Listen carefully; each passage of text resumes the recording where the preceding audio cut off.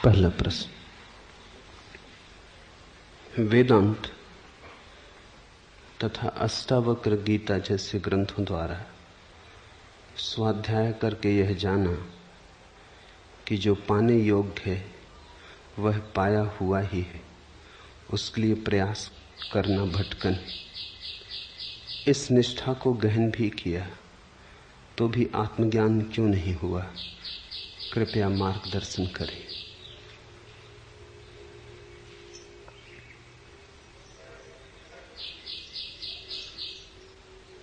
शास्त्र से जो समझ में आया वो तुम्हें समझ में आया ऐसा नहीं है। शब्द से जो समझ में आया वह तुम्हारी प्रतीति हो गई ऐसा नहीं है। अष्टावक्र को सुन के बहुतों को ऐसा लगेगा कि अरे तो सब पाया ही हुआ है,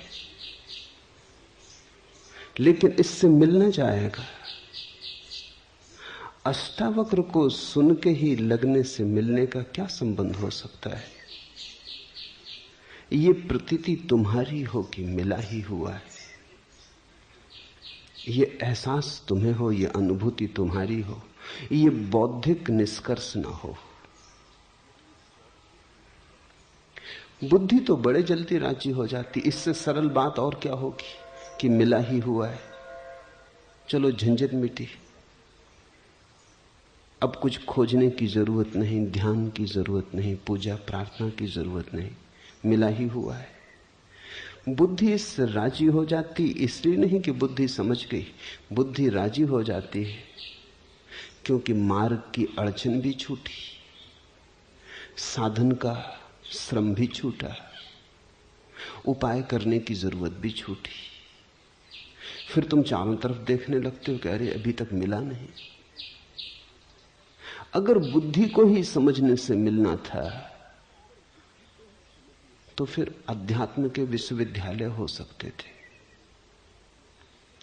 अध्यात्म का कोई विश्वविद्यालय नहीं, शास्त्र से न मिलेगा, स्वयं की स्वस्फूर्त प्रज्ञा से मिलेगा। अष्टावक्र को सुनो, लेकिन जल्दी मत करना मानने की। तुम्हारा लोभ जल्दी करवा देगा। तुम्हारा लोभ कहेगा ये तो बड़ी सुलभ बात रही, खजाना मिला ही हुआ है, तो चलो पाने की भी उपद्रव मिटा, अब कहीं जाना भी नहीं, अब कुछ करना भी नहीं। यही तो तुम सदा से चाहते थे कि बिना किए मिल जाए। लेकिन ध्यान रखना, इस सबके पीछे पाने की आकांक्षा बनी ही हुई है, बिना किए मिल जाए। पहले सोचते थे करके मिलेगा, अब सोचते हो बिना किए मिल जाए। पाने की आकांक्षा बनी हुई है। इसलिए तो प्रश्न उठता है कि अभी तक आत्मज्ञान क्यों नहीं हुआ? जिसको समझ में आ गई बात, बाढ़ में जाए आत्मज्ञान, करना क्या है? अगर अष्टावक्र को समझ गए तो दूसरा प्रश्न उठ ही नहीं सकता है। आत्मज्ञान नहीं मिला तो इसका अर्थ हुआ कि अष्टावक्र को मानने के साथ साथ आंख के कोने से देख रहे थे अभी तक मिला कि नहीं मिला। नजर अभी भी मिलने पे लगी थी। मेरे पास लोग आते, उनको मैं कहता हूं कि ध्यान जब तक न गहरा होगा, जब तक तुम कुछ मांग जारी रखोगे, जब तक तुम सोचोगे कुछ मिले, आनंद मिले, परमात्मा मिले, आत्मा मिले, तब तक ध्यान गहरा न होगा। क्योंकि ये लोभ की वृत्ति है जो मिलने की बात सोच रही, ये महत्वाकांक्षा है, ये राजनीति है, अभी धर्म नहीं हुआ। तो वो कहते हैं अच्छा तो अब बिना सोचे बैठेंगे, फिर तो मिलेगा ना। अंतर जरा भी नहीं पड़ा। वो इसके लिए भी राजी है कि न सोचेंगे। चलो आप कहते हो मिलने के लिए यही उपाय है, तो न सोचेंगे, लेकिन फिर मिलेगा ना। तुम लोभ से छूट नहीं पाते।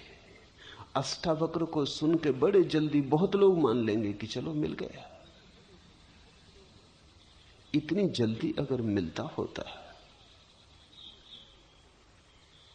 और ऐसा नहीं है कि कोई बाधा है मिलने में, बाधा है तो तुम्हारी कामना की नासमझी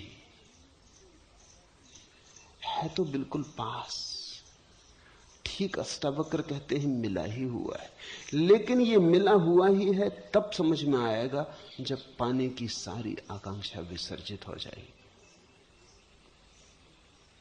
तब तुम्हारी समग्रता से तुम जानोगे कि मिला हुआ है। अभी तो बुद्धि का खिलवाड़ हो जाता है।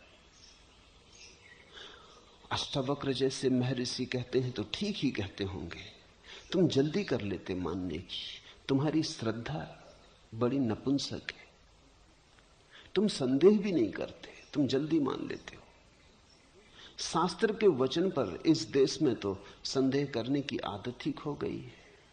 शास्त्र कहते हैं तो ठीक ही कहते होंगे।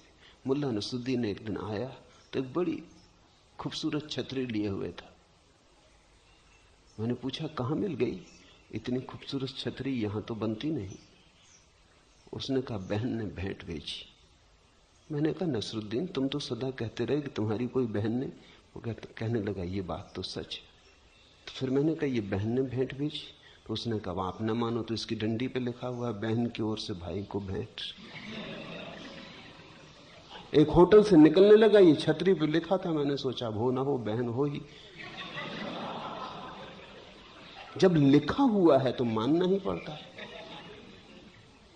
और फिर ऐसे कोई पुपेरी ममेरी कोई चचेरी बहन शायद हो भी। और फिर अध्यात्मवादी तो सदा से कहते हैं अपनी पत्नी को छोड़कर सभी को माता बहन समझो।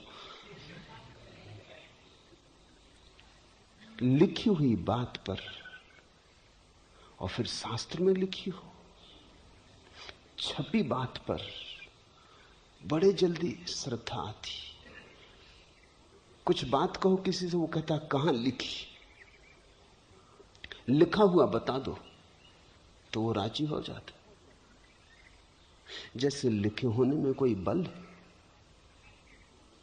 कितनी पुरानी तो लोग राजी हो जाते, जैसे सत्य का पुराना होने से कोई संबंध है।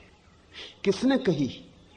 अष्टावक्र ने कही, बुद्ध ने कही, महावीर ने कही, तो फिर ठीक ही कही। तुम थोड़ा भी तो अपनी तरफ से, थोड़ा भी, इंच भर भी जागने का प्रयास नहीं करते। किसी ने कह दी तुमने मान ली, और फिर ऐसी सरल बात कि बिना कुछ किए मिल जाता है। कृष्णमूर्ति को मानने वाले 40 वर्षों से सुन रहे हैं।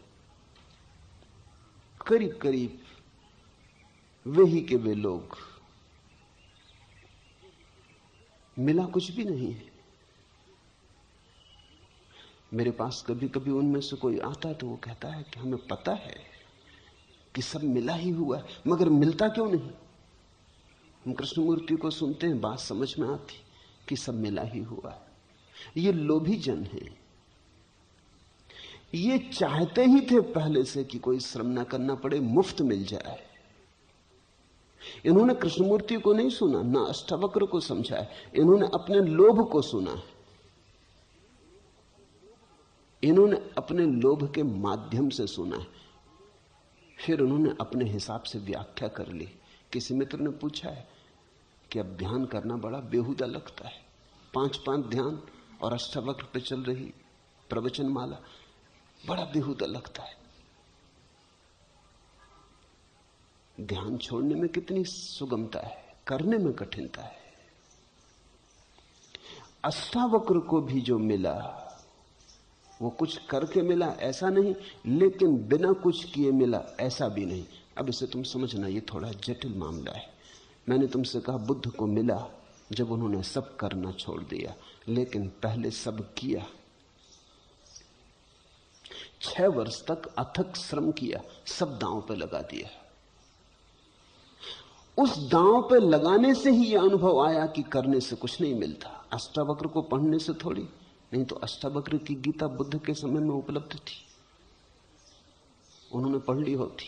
6 साल मेहनत करने की जरूरत न थी।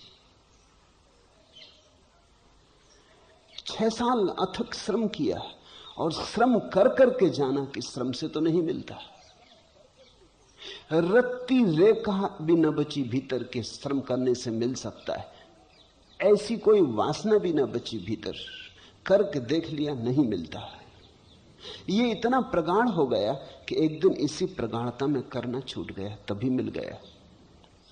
तो मैं तुमसे यह कहना चाहता हूं कि न करने की अवस्था आएगी जब तुम सब कर चुके होगे। जल्दबाजी मत करना, अन्यथा थोड़ा बहुत ध्यान कर रहे हो वो भी छूट जाएगा। थोड़ी बहुत पूजा प्रार्थना में लगे हो वो भी छूट जाएगी। अष्टावक्र तो दूर रहे, तुम जो हो थोड़े बहुत चल रहे थे किसी यात्रा पर, वो भी बंद हो जाएगा। इसके पहले कि कोई रुके, समग्र रूप से दौड़ लेना जरूरी, तो ही दौड़ने से नहीं मिलता, ये बोध प्रगाढ़ होता है। छूटता है एक दिन श्रम, लेकिन केवल बुद्धि के समझने से नहीं, तुम्हारा रोआ रोआ, तुम्हारा कण कण समझ लेता है कि व्यर्थ है, उसी घड़ी मिल जाता है। ठीक कहते हैं अष्टावक्र की अनुष्ठान बंधन, लेकिन जो अनुष्ठान करेगा उसको ही पता चलेगा। मैं तुमसे कह रहा हूं क्योंकि अनुष्ठान किया और पाया कि बंधन है। मैं तुमसे कह रहा हूं क्योंकि साधन किए और पाया कि कोई साधन साध्य तक नहीं पहुंचाते। ध्यान कर कर के पाया कि कोई ध्यान समाधि तक नहीं लाता। लेकिन जब ऐसा करके तुम पाते हो कि कोई ध्यान समाधि तक नहीं लाता, ऐसी तुम्हारी गहन होती अनुभूति एक दिन उस जगह आ जाती, 100 डिग्री पर उबलती, तुम सब दांव पर लगा देते हो, कुछ बचाते नहीं, अपने को पूरा झोंक देते हो आग में। श्रम परिपूर्ण हो जाता है, तपश्चर्या पूरी हो जाती है, साधन पूरा हो जाता है। अब तुमसे कोई अस्तित्व ये मांग नहीं कर सकता कि तुमने कुछ भी बचाया था, सब लगा दिया। उस दिन उस प्रगाढ़ता में, उस प्रज्वलित चित्त की दशा में अचानक सब भस्मीभूत हो जाता है। सब साधन, सब अनुष्ठान, सब ध्यान, सब तप त्याग, अचानक तुम जाग के पाते हो कि अरे ये तो मिला ही था जिसे मैं खोज रहा था। लेकिन ये अष्टावक्र को पढ़ने से हो जाता होता तो बात बड़ी सुगम थी। अष्टावक्र को पढ़ना क्या कठिन, सूत्र तो बड़े सीधे साफ हैं। ध्यान रखना, सीधी सरल बातें समझना इस जगत में सबसे कठिन। और कठिनाई तुम्हारे भीतर से आती। तुम चाहते ही थे कि कुछ ना करना पड़े, ध्यान बड़ा मुश्किल से लोग करने को राजी होते। अब ये कसौटी है अष्टावक्र की गीता। अष्टावक्र को सुन के भी जो ध्यान करते रहेंगे वही समझे। जो अष्टावक्र को सुन के ध्यान छोड़ देंगे, अष्टावक्र को तो समझे ही नहीं, ध्यान भी गया। अनुष्ठान करके ही पता चलेगा, अनुष्ठान बंधन। ये तो आखिरी दशा है अनुष्ठान करने की, इससे तुम जल्दबाजी मत कर लेना। वेदांत और अष्टावक्र जैसे ग्रंथों द्वारा स्वाध्याय करके ये जाना, स्वाध्याय करके कहीं किसी ने जाना, पठन पाठन करके किसी ने जाना, शास्त्र शब्दों को सीख लेने से किसी ने जाना, ये जानना नहीं है, ये जानकारी। जानकारी हुई कहो कि जो पाने योग्य है वो पाया ही हुआ है। अगर जान ही लिया तो बात खत्म हो गई। सूचना मिली, गुदगुदी उठी, लोभ में अंकुर हुआ। लोभ ने कहा अरे हम नाहक मेहनत करते थे, ये अष्टावक्र कहते हैं बिना किए तो चलो बिना किए बैठ जाएं। तो तुम बिना किए बैठ गए। थोड़ी देर में तुम देखने लगे अभी तक घटी नहीं घटना, देर लग रही, बात क्या। और अष्टावक्र कहते हैं अभी तुम घड़ी पर नजर लगाए बैठे हो कि 5 सेकंड निकल गए, 5 मिनट निकल गए, ये घंटा भी बीता जा रहा है। और अष्टावक्र कहते हैं तत्क्षण, इसी वक्त, एक क्षण की भी विदा होने की जरूरत नहीं। फिर तुम कहने लगे झूठ ही कहते होंगे, श्रद्धा टूट गई। जाना नहीं, जानकारी हुई। जानकारी और जानने के फर्क को सदा याद रखना। जानकारी अर्थात उधार। किसी और ने जाना, उससे सुन के तुम्हें जानकारी हुई। इंफॉर्मेशन, जानकारी। जानना तो अनुभव है, तुम्हारे अतिरिक्त कोई तुम्हारे लिए जान नहीं सकता। ये उधार नहीं हो सकता। मैं जान लूं इससे तुम्हारे जानने की थोड़ी घटना घटेगी। मेरा जानना मेरा होगा, तुम्हारा जानना तुम्हारा होगा। हां, अगर मेरे शब्दों को तुमने संग्रह कर लिया तो वो जानकारी से आदमी पंडित बनता है, प्रज्ञावान नहीं।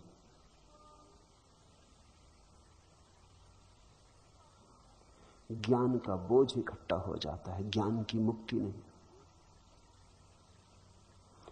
शब्दों का जाल खड़ा हो जाता है, सत्य का सौंदर्य नहीं। शब्द और घेर लेते हैं और बांध लेते हैं, इसलिए तुम पंडित को बड़ा बंधा हुआ पाओगे। खुला आकाश कहां? ये जाना कि जो पाने योग्य है वो पाया ही हुआ है। अगर जान ही लिया तो अब क्या पूछने को बचा? उसके लिए प्रयास भटकन है। अगर ये जान ही लिया तो अब और क्या पूछने को बचा? इस निष्ठा को गहन भी किया। ये निष्ठा या तो होती है या नहीं होती, इसको गहन करने का उपाय नहीं। गहन कैसे करोगे? निष्ठा होती है तो होती है, नहीं होती तो नहीं होती। गहन कैसे करोगे? क्या उपाय है निष्ठा को गहन करने का? संदेह को दबाओगे, संदेह की छाती पे बैठ जाओगे, क्या करोगे? संदेह को झुठलाओगे, मन में प्रश्न उठेंगे, नहीं सुनोगे। भीतर संदेह का कीड़ा काटेगा और कहेगा कि सुनो भी, कहीं बिना मिले बिना किए कुछ मिला है? बैठे बैठे कहीं कुछ हुआ है? कुछ करने से होता है, खाली बैठने से कहीं होता है? मुफ्त कहीं कुछ मिलता है? किन बातों में पड़े हो? किस भ्रांति में भटके हो? उठो, चलो, दौड़ो, अन्यथा जीवन निकल जाएगा। जीवन निकला ही जा रहा है। ऐसे बैठे बैठे मूढ़ की भांति समय मत गमाओ। ये संदेह उठेंगे, इनका क्या करोगे? इनको दबा लोगे, इनको झुठला दोगे, कहोगे कि नहीं सुनना चाहता, इनको अचेतन में फेंक दोगे, तलघरे में छिपा दोगे भीतर, इनके सामने आंख करके न देखोगे। क्या करोगे निष्ठा गहरा करने में? ऐसा ही कुछ करोगे, किसी तरह का दमन करोगे। ये निष्ठा झूठी होगी, इसके नीचे अविश्वास सुलगता होगा। ये निष्ठा ऊपर ऊपर होगी, इसकी झीनी चादर होगी ऊपर, भीतर अविश्वास के, संदेह के अंगारे होंगे। वो जल्दी ही इस निष्ठा को जला डालेंगे। ये निष्ठा किसी भी काम की नहीं, इसको तुम गहरा नहीं कर सकते। निष्ठा होती है तो होती है। ऐसा समझो कि कोई आदमी एक वर्तुल खींचे, आधा वर्तुल खींचे, तो क्या तुम उसे वर्तुल कहोगे? आधे वर्तुल को वर्तुल कहा जा सकता है? चाप कहते हैं, वर्तुल नहीं। वर्तुल तो तभी कहते हैं जब पूरा होता।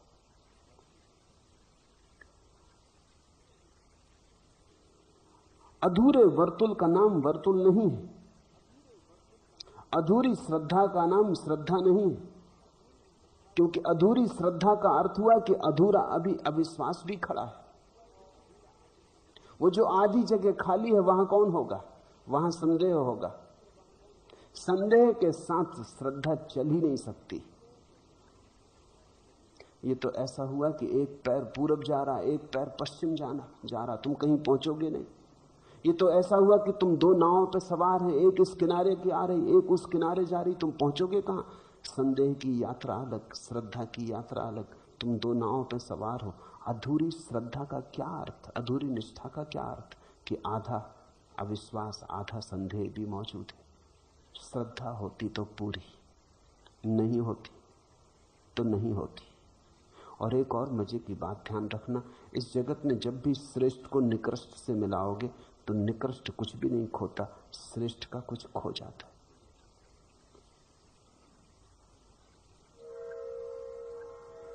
जब भी तुम श्रेष्ठ के साथ निकृष्ट को मिलाओगे तो निकृष्ट की कोई हानि नहीं होती, श्रेष्ठ की हानि हो जाती।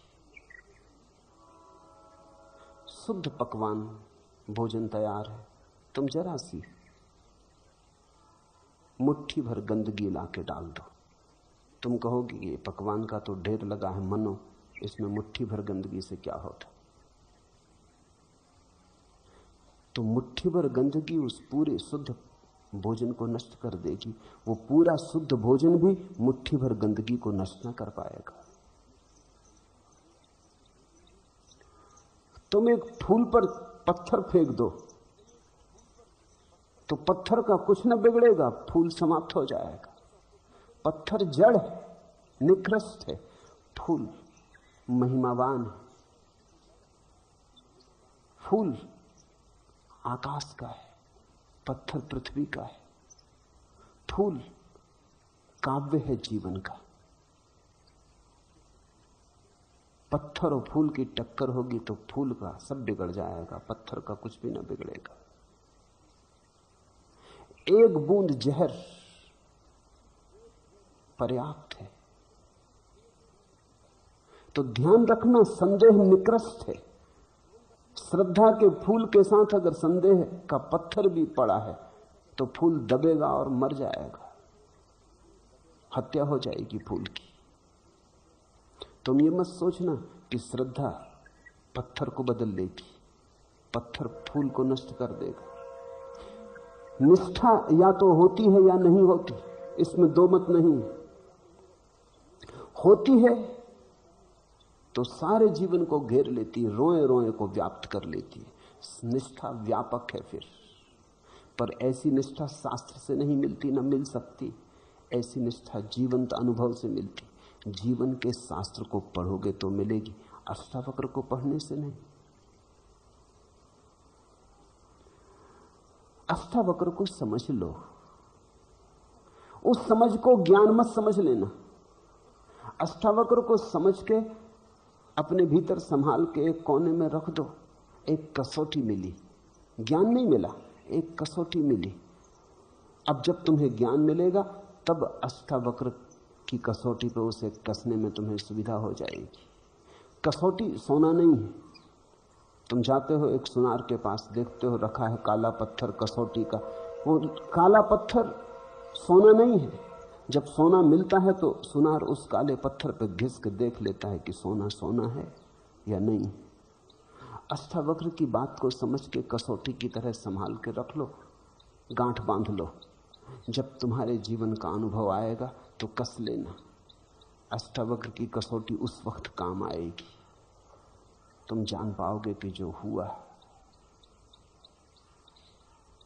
वो क्या हुआ। तुम्हारे पास समझने को भाषा होगी, तुम्हारे पास समझने को उपाय होगा। अष्टावक्र तुम्हारे गवाह होंगे। मैं शास्त्रों को इसी अर्थ में लेता हूं। शास्त्र गवाह हैं, अनजाना है मार्ग सत्य का। उस अनजाने मार्ग पर तुम्हें कुछ गवाहियां चाहिए। तुम जब पहली दफे स्वयं सत्य के सामने आओगे, सत्य इतना विराट होगा तुम कपोगे, समझ ना पाओगे, तुम जड़मूल से कप जाओगे। बहुत डर है कि तुम पागल हो जाओ। थोड़ा सोचो तो कि एक आदमी जो जन्मों जन्मों से किसी खजाने को खोज रहा था, एक दिन अचानक पाए कि खजाना वहीं गड़ा है जहां वो खड़ा है। वो पागल नहीं हो जाएगा? ये जन्मों जन्मों की खोज व्यर्थ गई और खजाना यहीं गड़ा था जहां मैं खड़ा हूं। तुम थोड़ा सोचो, उस आदमी पे ये आघात बड़ा हो जाएगा। तो इतने दिन में व्यर्थ जिया, तो ये सारा अनंत काल तक जीना एक निरर्थक चेष्टा थी, एक दुख स्वप्न था जिसे मैं खोज रहा था, वो भीतर पड़ा था। क्या ऐसी चोट में, संघात में आदमी पागल न हो जाएगा? उस वक्त अष्टावक्र की मधुर वाणी शीतल करेगी। उस वक्त वेदांत, बुद्ध के वचन, उपनिषद, बाइबल, कुरान तुम्हारे साक्षी होकर खड़े हो जाएंगे। उनकी उपस्थिति में जो नया तुम्हें घट रहा है, तुम उसे समझने में सफल हो पाओगे, अन्यथा अकेले में बड़ी मुश्किल हो जाएगी। शास्त्रों पर मैं बोल रहा हूं इसलिए नहीं कि शास्त्रों को सुन के तुम ज्ञानी हो जाओगे, इसलिए बोल रहा हूं कि ध्यान के मार्ग पर चले हो, आज नहीं कल घटना घटेगी, घटनी ही चाहिए। जब घटना घटे तो ऐसा न हो कि सोना सामने हो और तुम समझ भी ना पाओ। कसौटी तुम्हें दे रहा हूं, इन कसौटियों पर कस लेना। अष्टावक्र शुद्धतम कसौटी है। अष्टावक्र पर निष्ठा नहीं करनी है, अष्टावक्र की कसौटी का उपयोग करना है स्वयं के अनुभव पर। अष्टावक्र को गवाही बनाना है। जीसस ने कहा है अपने शिष्यों से कि जब तुम पहुंचोगे मैं तुम्हारा गवाह रहूंगा। शिष्य को तो फिर भी गलत समझे। शिष्य तो समझे कि हम जब मरेंगे और परमात्मा के स्वर्ग में पहुंचेंगे तो जीसस हमारी गवाही देंगे कि ये मेरे शिष्य हैं, इन्हें भीतर आने दो, ये अपने वाले ईसाई, इनके साथ थोड़ी विशेष अनुकंपा करो, इन पर प्रसाद ज्यादा हो।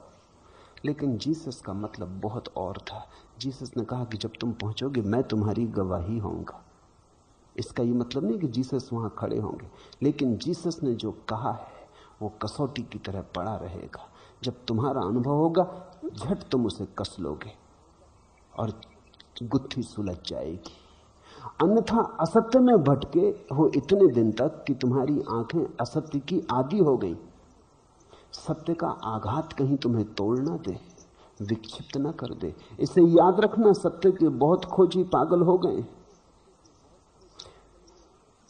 सत्य के बहुत खोजी ठीक उस दशा के करीब जब परमहंस होने को होते हैं तभी पागल हो जाते हैं, विक्षिप्त हो जाते हैं, क्योंकि घटना इतनी बड़ी है, अविश्वसनीय है, भरोसे योग्य नहीं है। जैसे पूरा आकाश टूट पड़े तुम पर, छोटा तुम्हारा पात्र है और विराट तुम्हारे पात्र पर बरस जाए, तुम अस्त व्यस्त हो जाओगे, तुम संभाल ना पाओगे। जैसे सूरज एकदम सामने आ जाए और तुम्हारी आंखें झपक आ जाए, धुंधल का हो जाए, सूरज सामने हो और अंधेरा हो जाए क्योंकि तुम्हारी आंखें बंद हो जाएं, उस घड़ी अष्टावक्र के वचन तुम्हें सूरज को समझने में उपयोगी हो जाएंगे। उस समय तुम्हारे अचेतन में पड़ी अष्टावक्र की वाणी तत्क्षण मुखर हो जाएगी। गूंजने लगेंगे उपनिषद के वचन, गूंजने लगेगी गीता, गूंजने लगेगा कुरान, उठने लगेंगी आयतें। उनकी गंध तुम्हें आश्वस्त करेगी कि तुम घर आ गए हो, घबराने की कोई बात नहीं, ये विराट हो तुम। अष्टावक्र कहते हैं तू व्यापक है, तू विराट है, तू विभु है, तू कर्म शून्य, तू शुद्ध बुद्ध, तू सिर्फ ब्रह्म स्वरूप है। ये वचन उस क्षण व्याख्या बनेंगे। इन पर निष्ठा करने मात्र से, इनको पकड़ लेने मात्र से तुम कहीं भी पहुंचोगे नहीं। और लोग तुम्हारा भीतर खड़ा है कि आत्मज्ञान हुआ नहीं।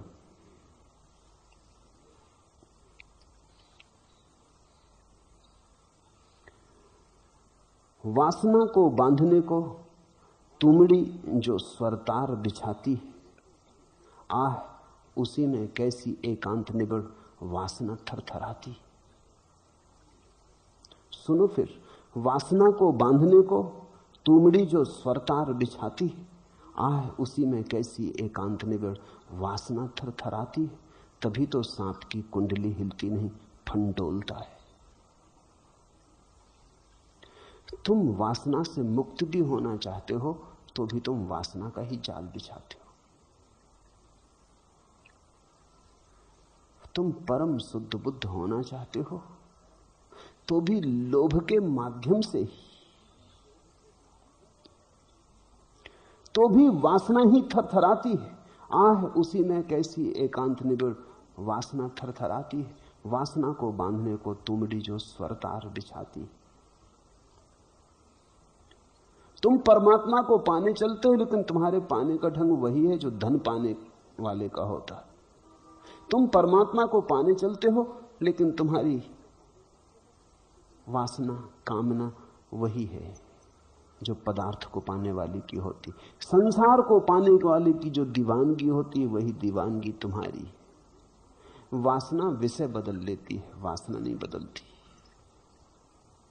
सुन के अष्टावक्र को तुम्हारी वासना कहती, अरे ये तो बड़ा शुभ हुआ, हमें पता ही न था कि जिसे हम खोज रहे हैं वो मिला ही हुआ, तब बस बैठ जाएं। फिर तुम प्रतीक्षा करते हो अब मिले, अब मिले, अब मिले। कैसी वासना थरथराती। अब मिले तो तुम समझे ही नहीं। फिर से सुनो अष्टावक्र को। अष्टावक्र कहते हैं मिला ही हुआ है। लेकिन इसे तुम कैसे सुनोगे, कैसे समझोगे? तुम्हारी वासना तो थरथरा रही है। जब तक तुम अपनी वासना में दौड़ ना लो, दौड़ दौड़ के वासना की व्यर्थता देख ना लो, दौड़ो और गिरो और लहूलुहान ना हो जाओ, हाथ पैर ना तोड़ लो, तब तक तुम नहीं समझ पाओगे। वासना के अनुभव से जब वासना व्यर्थ हो जाती, थक के गिर जाती और टूट जाती, उस निर्वासना के क्षण में तुम समझ पाओगे कि जिसे तुम खोजते हो वो मिला ही हुआ है। अन्यथा तुम तोते हो जाओगे। इससे कोई फर्क नहीं पड़ता कि तुम हिंदू तोते हो कि मुसलमान की, ईसाई की, जैन की, बौद्धिस्ट, से कुछ फर्क नहीं पड़ता। तोते यानी तोते। तोते को तुम चाहो तो बाइबल रटा दो और तोते को तुम चाहो तो गीता रटा दो। तोता तोता है, वो रट के दोहराने लगेगा। मंदिर के भीतर वे सब धुले पुछे, उघड़े अवलिप्त, खुले गले से मुखर स्वरों में अति प्रगल्भ गाते जाते थे राम नाम। भीतर सब गूंगे बहरे अर्थहीन जलपक, निर्बोध अयाने नाटे, बाहर पर बाहर जितने बच्चे उतने ही बड़ बोले। मंदिरों में देखो, मंदिर के भीतर वे सब धुले पुछे, उघड़े अवलिप्त। कैसे लोग निर्दोष मालूम पड़ते हैं मंदिर में। उन्हीं शक्लों को बाजार में देखो, उन्हीं को मंदिर में देखो। मंदिर में उनका आवरण भिन्न मालूम होता है। खुले गले से मुखर स्वरों से अति प्रगल्भ गाते जाते थे राम नाम। देखा तुमने माला लिए किसी को राम नाम जपते, राम चदरिया ओढ़े, चंदन तिलक लगाए, कैसी शुभ्र लगती प्रतिमा। इन्हीं सज्जन को बाजार में देखो, भीड़ भाड़ में देखो, पहचान भी ना पाओगे। लोगों के चेहरे अलग अलग हैं। बाजार में एक चेहरा ओढ़ लेते हैं, मंदिर में एक चेहरा ओढ़ लेते हैं। अति प्रगल्भ गाते जाते थे राम नाम। भीतर सब गूंगे बहरे अर्थहीन जलपक, निर्बोध अयाने नाटे, पर बाहर जितने बच्चे उतने ही बड़ बोले। जानकारी तुम्हें तोता बना सकती, बड़ बोला बना सकती। जानकारी तुम्हें धार्मिक होने की भ्रांति दे सकती, धोखा दे सकती, लेकिन ज्ञान उसे मत मान लेना।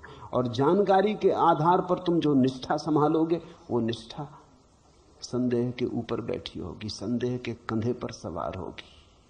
वो निष्ठा कहीं सत्य के द्वार तक ले जाने वाली नहीं। उस निष्ठा पर बहुत भरोसा मत करना। वो निष्ठा दो कौड़ी की है। निष्ठा आनी चाहिए स्वानुभव से,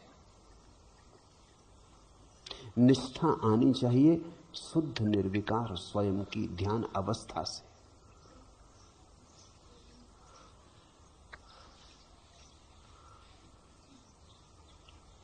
दूसरा प्रश्न, कल संध्या घूम रहा था कि अचानक आपका कल सुबह का पूरा प्रवचन मेरे रोम रोम में गूंजने लगा।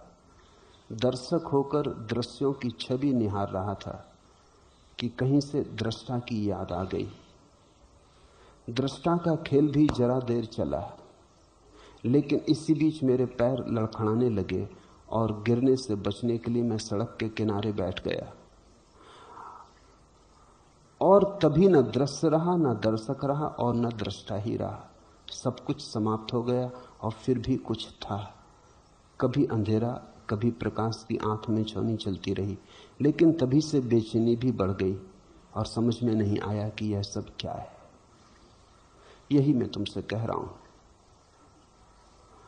अगर सत्य की थोड़ी सी झलक भी तुम्हारे पास आएगी तो तुम बेचैन हो जाओगे। तुम समझ ना पाओगे ये क्या है। न समझ पाए कि क्या है तो गहन अशांति पकड़ लेगी। विक्षिप्तता भी पकड़ सकती है। इसलिए बोलता हूं इन शास्त्रों पर, इसलिए रोज तुम्हें समझाया जाता हूं कि कहीं तुम्हारे अचेतन में जानकारी पड़ी रहे, और जब घटनाएं घटे तो तुम उनकी ठीक ठीक व्याख्या कर लो, सुलझा लो। अन्यथा तुम सुलझाओगे कैसे? तुम्हारे पास भाषा ना होगी, शब्द ना होंगे, समझने का कोई उपाय ना होगा, मापदंड ना होगा, तराजू ना होगा। तुम तौलोगे कैसे? कसौटी ना होगी, तुम परखोगे कैसे? पूछा है, मेरे रोम रोम में प्रवचन गूंजने लगा। दर्शक होकर दृश्यों की छवि निहार रहा था, कहीं से दृष्टा की याद आ गई। दृष्टा का खेल भी जरा देर चला, लेकिन इसी बीच मेरे पैर लड़खड़ाने लगे और गिरने से बचने के लिए मैं एक सड़क के किनारे बैठ गया। निश्चित ही ऐसा ही होता है। जब पहली दफा तुम्हें दृष्टा का थोड़ा सा बोध होगा, तुम लड़खड़ा जाओगे, तुम्हारी पूरी जिंदगी लड़खड़ा जाएगी, क्योंकि तुम्हारी पूरी जिंदगी ही दृष्टा के बिना खड़ी। ये नई घटना सब अस्त व्यस्त कर देगी। जैसे अंधे आदमी की अचानक आंख खुल जाए, थोड़ा सोचो वो चल पाएगा रास्ते पर? वो लड़खड़ा जाएगा। 40 साल 50 साल से अंधा था, लकड़ी के सहारे टटोल टटोल के चलता था। अंधे में चलने की धीरे धीरे क्षमता आ गई थी, अंधेपन के साथ ही कुशल हो गया था, आवाजें समझ लेता था, रास्तों के मोड़ पहचान में आ गए थे, कान के द्वारा आंख का काम लेना सीख गया था। 50 साल से सब ठीक व्यवस्थित हो गया था। एक जिंदगी है अंधे की, तुम उसकी कल्पना भी नहीं कर सकते। प्रकाश विहीन, रंग विहीन, रूप विहीन, आकार विहीन, सिर्फ ध्वनि के माध्यम पर टिकी। उसकी एक ही भाषा है, ध्वनि। तो उसी के आधार पर उसने अपना सारा जीवन संरचित कर लिया था। आज अचानक सुबह वो जा रहा है बाजार, उसकी अचानक आंख खुल जाए, थोड़ा सोचो क्या होगा। उसका सारा संसार झरझरा के गिर पड़ेगा, उसकी ध्वनि का सारा लोक एकदम अस्त व्यस्त हो जाएगा। ये घटना इतनी बड़ी होगी, आंख का खुलना, लोगों के चेहरे दिखाई पड़ने, रंग दिखाई पड़ने, सूरज की किरणें, धूप छांव, ये भीड़ भाड़, इतने लोग, बसें, कारें, साइकिलें, वो एकदम घबरा जाएगा। ये इतना बड़ा आघात होगा उसके ऊपर कि उसकी छोटी सी दुनिया जो ध्वनि के सहारे बनी थी, वो कहीं दब जाएगी, पिछड़ जाएगी, मर जाएगी, कुचल जाएगी। वो वहीं थरथरा के बैठ जाएगा, लड़खड़ा के गिर पड़ेगा, शायद घर ना आ सके या बेहोश हो जाए। और ये उदाहरण कुछ भी नहीं। जब तुम्हारे जीवन में दृष्टा का प्रवेश होगा, एक किरण भी दृष्टा की आएगी, तो ये उदाहरण कुछ भी नहीं है, वो घटना और भी बड़ी है। भीतर की आंख खुल रही, तुमने उस भीतर की आंख के बिना ही अपना एक संसार रच लिया है। अचानक वो भीतर की आंख खुलते ही तुम्हारे सारे संसार को गलत कर देगी। तुम चौंक के अवाक रह जाओगे। जिसने पूछा है ठीक ही पूछा और अनुभव से पूछा है। इसे ख्याल करना, प्रश्न दो तरह के होते हैं, एक तो सैद्धांतिक होते हैं, उनका कोई बड़ा मूल्य नहीं होता। ये प्रश्न अनुभव का है। अनुभव से न हुआ होता तो ये प्रश्न बन ही नहीं सकता था। ये पैर लड़खड़ाए ना होते तो ये प्रश्न बन नहीं सकता था। ये प्रश्न सीधे अनुभव का है। कहीं से दृष्टा की याद आ गई। गूंज रहे होंगे अष्टावक्र के वचन जो मैंने कहा था सुबह, उसकी गूंज बाकी रह गई होगी, उसकी सुगंध तुम्हारे भीतर उठ रही होगी, उसकी थोड़ी सी लकीरें कहीं उलझी रह गई होंगी। आ गई कहीं से दृष्टा की याद। दृष्टा का खेल थोड़ी देर चला, शायद क्षण भर ही चला हो। वो क्षण भी बहुत लंबा मालूम होता है जब खेल दृष्टा का चलता है, क्योंकि दृष्टा समयातीत है। यहां घड़ी में क्षण बीतता है, वहां दृष्टा होने में ऐसा लग सकता है कि सदियां बीत गई। ये घड़ी वहां काम नहीं आती। ये घड़ी भीतर की आंख के लिए नहीं बनी। थोड़ी देर खेल चला, लेकिन इसी बीच मेरे पैर लड़खड़ाने लगे, जिनसे बचने के लिए मैं सड़क के किनारे बैठ गया। ये लड़खड़ाहट बताती है कि घटना घटी। प्रश्न पूछने वाले ने सुन के प्रश्न नहीं पूछा है, पढ़ के प्रश्न नहीं पूछा है, कुछ घटा। और तभी न दृश्य रहा, न दर्शक रहा, न दृष्टा रहा। उस लड़खड़ाहट में सब बिखर गया, सब खो गया। ऐसी घड़ी में ही कभी विक्षिप्तता आ सकती है, अगर धीरे धीरे अभ्यास न हो। अगर रत्ती रत्ती हम इसको आत्मसात न करते चले और ये एकदम से फूट पड़े तो विस्फोट हो सकता है। सब कुछ समाप्त हो गया और फिर भी कुछ था, निश्चित कुछ था। वस्तुतः पहली दफा सब कुछ था। तुम्हारा सब कुछ समाप्त हो गया था। तुमने जो बना ली थी अपनी छोटी सी घास फूस की कुटिया, वो गिर गई। आकाश था, चांद तारे थे, परमात्मा ही बचा। तुमने जो बना ली थी सीमाएं रेखाएं, वो खो गई। निरभ्र आकाश बचा। तुमने जो छोटे से में रहने का अभ्यास कर लिया था, वो लड़खड़ा गया। उसी के लड़खड़ाहट में तुम भी घबरा के किनारे बैठ गए। निश्चित कुछ था, लेकिन जिसको यह अनुभव हुआ अवाक कर गया। वो पकड़ नहीं पाया क्या था, कौन था। तुम्हें ख्याल है, कभी कभी ऐसा होता, सुबह अचानक कोई तुम्हें जगा दे, जब तुम गहरी नींद में सोए थे, 5 बजे हो, तुम गहरी नींद में थे, रात की सबसे गहरी घड़ी थी, कोई अचानक जगा दे, कोई शोरगुल हो जाए, रास्ते पर कोई बम फूट जाए, कोई कार टकरा जाए द्वार पर, कोई शोरगुल हो जाए, तुम अचानक से जग जाओ, अचानक नींद से एकदम होश में आ जाओ, नींद की गहराई से तीर की तरह आ जाओ। साधारणतः हम जब आते हैं नींद की गहराई से तो धीरे धीरे आते हैं। पहले गहरी नींद छूटती है, फिर धीरे धीरे सपने तैरना शुरू होते, फिर सपनों में हम थोड़ी देर रहते हैं। इसलिए तुम्हें सुबह के सपने याद रहते हैं, रात के सपने तुम्हें याद नहीं रहते, क्योंकि सुबह के सपने बहुत हल्के होते और नींद और जागरण के ठीक मध्य में होते। फिर धीरे धीरे सपने हटते, फिर अधूरी अधूरी टूटी सी नींद होती, फिर धूप छांव की आंख मिचौनी चलती थोड़ी देर, क्षण भर को लगता जागे, क्षण भर को फिर नींद में हो जाते, करवट बदल लेते, करवट बदलते तब लगता है जागे हैं, बीच में आवाज भी सुनाई जाती कि पत्नी चाय बनाने लगी, कि बर्तन गिर गया, कि दूध वाला आ गया,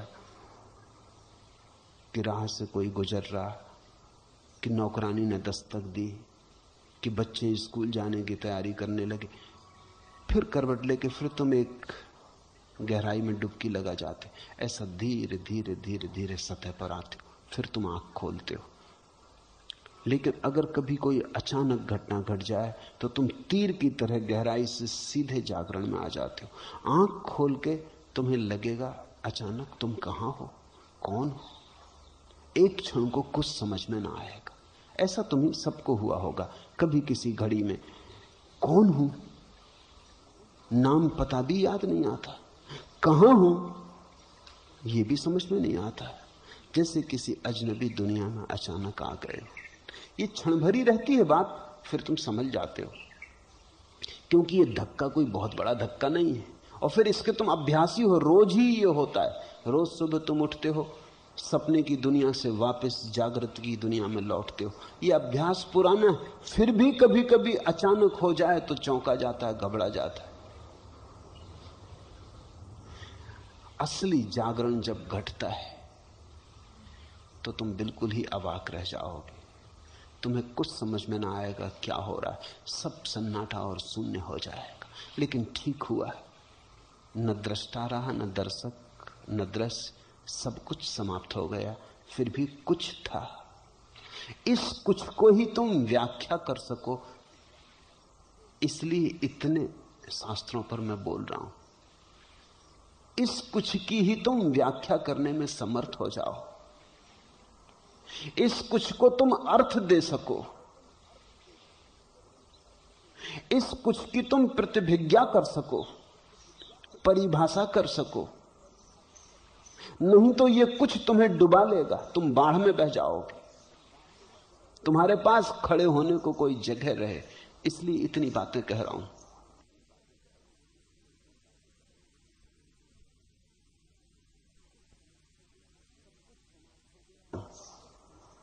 सब कुछ समाप्त हो गया, फिर भी कुछ था। कभी अंधेरा कभी प्रकाश की आंख में चौनी चलती रही, लेकिन तभी से बेचैनी बढ़ गई है और समझ में नहीं आता कि यह सब क्या था।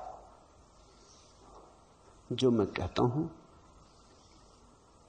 उसे संभाले जाओ, उसकी मंजूसा बनाओ। उसे ज्ञान मत समझना, जानकारी ही समझना। समझ पूर्वक उसकी मंजूसा बनाओ, फिर धीरे धीरे तुम पाओगे। जब जब अनुभव घटेगा, जो अनुभव घटेगा उस अनुभव को सुस्पष्ट सुविश्लिष्ट कर देने वाले मेरे शब्द तुम्हारे अचेतन से उठ के खड़े हो जाएंगे। मैं तुम्हारा साक्षी बन जाऊंगा, मैं तुम्हारा गवाह हूं। लेकिन अगर सुनते वक्त तुम मेरे साथ विवाद कर रहे हो तो फिर मैं तुम्हारा गवाह न बन सकूंगा। अगर सुनते वक्त तुम मुझसे किसी तरह का आंतरिक संघर्ष कर रहे हो, तर्क कर रहे हो, अगर सुनते वक्त तुम मुझे सहानुभूति प्रेम से नहीं सुन रहे हो, विवाद कर रहे हो, तो मैं तुम्हारा गवाह न बन सकूंगा। क्योंकि फिर तुम जो अपनी मंजूसा में रखोगे वो मेरा नहीं होगा, तुम्हारा ही होगा।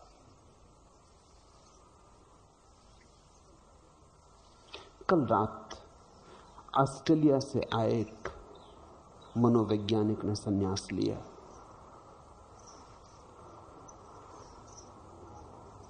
उस मनोवैज्ञानिक को मैंने कहा कि तुम संन्यास ना लो तो भी तुम्हारा स्वागत है, लेकिन तब तुम मेरे अतिथि ना रहोगे। स्वागत तो तुम्हारा है। अगर तुम संन्यास ले लो तो भी स्वागत तुम्हारा है, पर तुम मेरे अतिथि भी हो गए। मुझसे लोग पूछते हैं अगर हम संन्यास ना लें तो क्या आपका प्रेम हम पर कम रहेगा? मेरा प्रेम तुम पर पूरा रहेगा। स्वागत है, लेकिन संन्यास लेते ही तुम अतिथि भी हो गए। और बड़ा फर्क है। बिना संन्यास लिए तुम सुन रहे हो दूरी से, संन्यास लेके तुम पास आ गए। बिना संन्यास लिए तुम सुन रहे हो, अपनी बुद्धि से विश्लेषण कर रहे हो, तुम छांट रहे हो। मैं जो कह रहा हूं उसमें तो तुम्हें मन भाता है वो रख लेते हो, जो मन नहीं भाता वो छोड़ देते हो। और संभावना इसकी है कि जो तुम्हें मन नहीं भाता वही काम पड़ने वाला है, क्योंकि तुम्हें जो मन भाता है वो तुम्हें बदल नहीं सकता। तुम्हें मन भाता है उसका अर्थ है तुम्हारे अतीत से मेल खाता है। जो तुम्हारे अतीत से मेल नहीं खाता वही तुम्हारे भीतर क्रांति की किरण बनेगा। जो तुमसे मेल नहीं खाता वही तुम्हें रूपांतरित करेगा। जो तुमसे बिल्कुल मेल खा जाता है वो तुम्हें मजबूत करेगा, रूपांतरित नहीं करेगा। तो तुम चुन रहे हो, तुम सोचते हो तुम बुद्धिमान हो। बुद्धिमान कभी कभी बड़ी नासमझियां करते हैं। वो चुन रहे हैं, बैठे वो चुनते रहते हैं। अपने मतलब का जब वो संभाल लेंगे, जो अपने मतलब का नहीं उससे हमें क्या लेना देना। लेकिन मैं तुमसे फिर कहता हूं, जो तुम्हें लगता है तुम्हारे मतलब का नहीं वही किसी दिन तुम्हारे काम पड़ेगा। आज तुम्हारे पास उसको समझने का भी कोई उपाय नहीं, क्योंकि तुम्हारे पास उसका कोई अनुभव नहीं। फिर भी मैं कहता हूं संभाल के रख लो। किसी दिन अनुभव जब आएगा तो अचानक तुम्हारे अचेतन से उठेगी बात और हल कर जाएगी। तब तुम अवाक ना रहोगे, तब तुम्हारा विस्मय तुम्हें तोड़ नहीं देगा, और तब तुम घबरा ना जाओगे और बेचैनी ना होगी।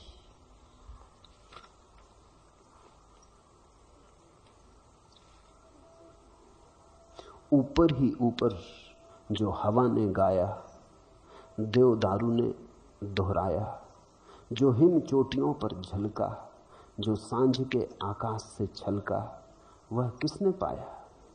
जिसने आयत्त करने की आकांक्षा का हाथ बढ़ाया। आह वह तो मेरे दे दिए गए हृदय में उतरा, मेरे स्वीकारी आंसू में ढलका। वह अनजाना अनपहचाना ही आया, वह इन सबके और मेरे माध्यम से अपने में अपने को लाया, अपने में समाया। अकेला वह तेजोमय है जहां दीठ बेबस झुक जाती है। वाणी तो क्या सन्नाटे तक की गूंज वहां चुक जाती है। सुनो मुझे गहन आंसुओं से, सुनो मुझे हृदय से, सुनो मुझे प्रेम से, बुद्धि से नहीं, तर्क से नहीं। वही श्रद्धा और निष्ठा का अर्थ है। ऊपर ही ऊपर जो हवा ने गाया, जो देवदारू ने दोहराया, जो हिम चोटियों पर झलका, जो सांझ के आकाश से छलका, वह किसने पाया? क्या उसने जिसने आयत्त करने की आकांक्षा का हाथ बढ़ाया? नहीं। जहां आकांक्षा का हाथ बढ़ा वहां तो हाथ बड़ा छोटा हो गया। आकांक्षा के हाथ में तो भिक्षा ही समाती है, साम्राज्य नहीं समाते। साम्राज्य समाने के लिए तो प्रेम से खुला हुआ हृदय चाहिए, भिक्षा का, वासना का पात्र नहीं। वह किसने पाया? जिसने आयत्त करने की आकांक्षा का हाथ बढ़ाया। तो तुम मुझे यहां ऐसे सुन सकते हो कि चलो जो अपने मतलब का हो उसे उठा लें, अपनी झोली में संभाल लें, तो तुम आकांक्षा के हाथ से मेरे पास आ रहे हो।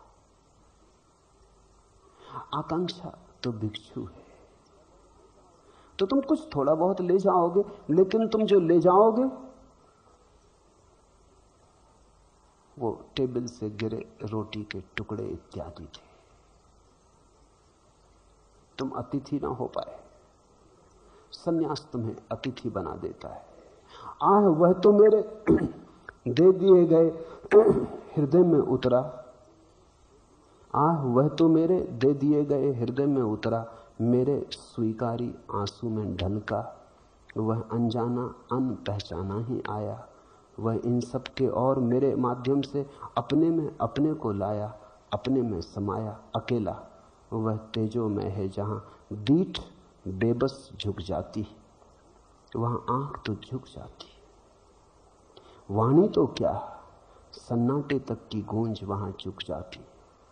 उसके लिए तैयारी करो, उसके लिए हृदय को प्रेम से भरो, उसके लिए सहानुभूति से सुनना सीखो।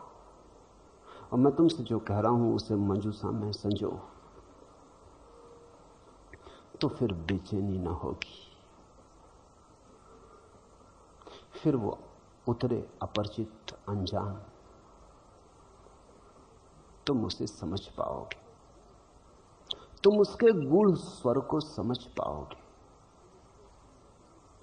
तुम उसके सन्नाटे में डूबोगे नहीं, घबराओगे नहीं, मुक्त हो जाओगे। अन्यथा वो मौत जैसा लगेगा। परमात्मा अगर बिना समझे हुए आ जाए, तुम्हारे पास अगर समझने का कोई भी उपाय ना हो, तो मौत जैसा लगेगा कि मरे। अगर तुम्हारे पास समझने का थोड़ा उपाय हो, थोड़ी तैयारी हो, तुमने सद्गुरुओं से कुछ सीखा हो, सत्संग किया हो, तो परमात्मा मोक्ष है। अन्यथा मृत्यु जैसा मालूम पड़ता है। और एक बार तुम घबरा गए तो तुम उस तरफ जाना बंद कर दोगे।